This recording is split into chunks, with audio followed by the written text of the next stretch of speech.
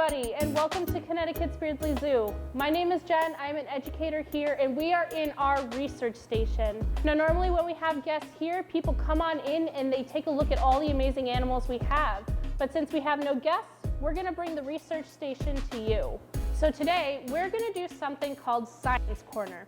Science Corner is where we will introduce you to one of our amazing animal ambassadors and explore a scientific concept that they demonstrate really well. So today, I'm going to introduce you to our one and only guest, our Asian forest scorpion.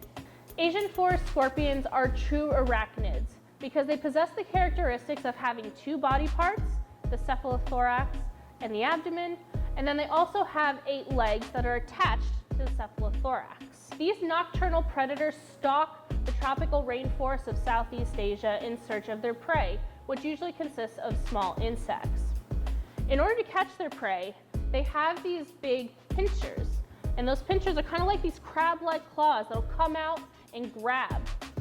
After that, they will come along with their tail, and at the very end is their stinger. Now that last part of their tail is called a telson, so they can inject their prey with venom. If you weren't already amazed by these amazing little critters, I'm actually going to show you one of my favorite features about them. So in using this black light, we're going to see that the Asian forest scorpion has the ability to fluoresce. So you may already be familiar with the word fluorescence. In fact, this whole room here in the research station is filled with fluorescent light bulbs. But fluorescent light bulbs are a whole different type of energy than incandescent light bulbs. With incandescent light bulbs, it relies on heat. But when it comes to fluorescent light bulbs, we got to look at it from an atomic level.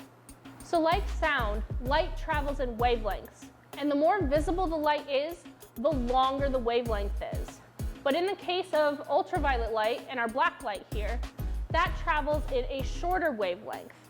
So I've actually made a graph here to make it a little simple to understand fluorescence. So in our graph, we have an atom.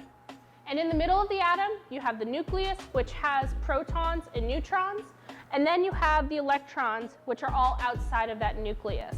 Now, when the ultraviolet light hits, that short wavelength is gonna affect the electron. So right now, I'm just gonna draw one electron right here on our graph. And as that energy is being applied, this line here represents the rate of absorption. So as the light absorbs, the electrons are gonna travel up into an excited state up here.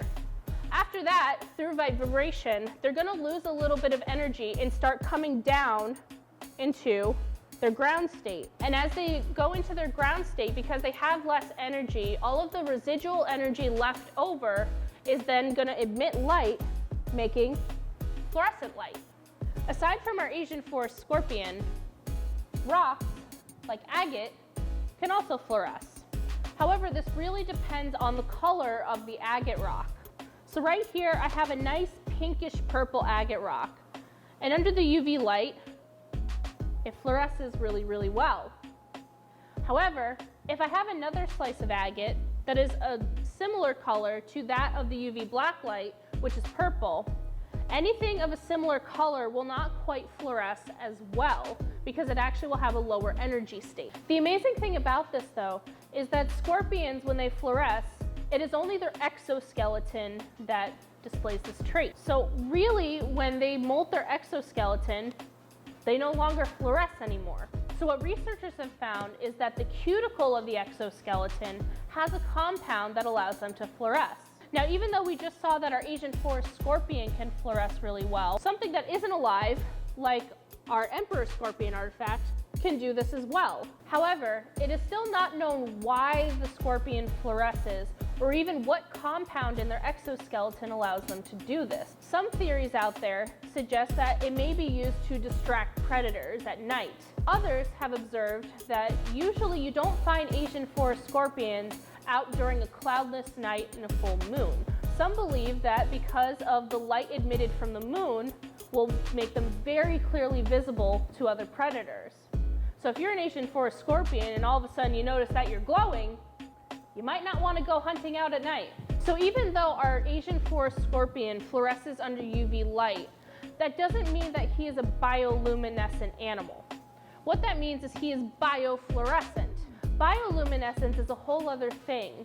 So certain animals, like comb jellyfish, use the chemicals within their body to send signals and light up. Now this adaptation that they have helps them send signals either to other comb jellyfish, or they can use it to flash and distract predators or attract prey. So before I leave you today, I'm going to give you one challenge. If you have a black light at home, take it around your house, see what items fluoresce under the black light, and write down what they're made of. The more things you have, the more you might be able to discover what makes these creatures work.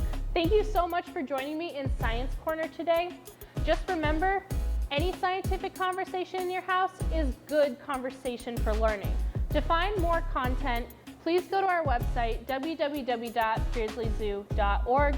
You can head to our distance learning tab or head to Beardsley Zoo YouTube channel. For now, my name's Jen, and I will see you in the next one.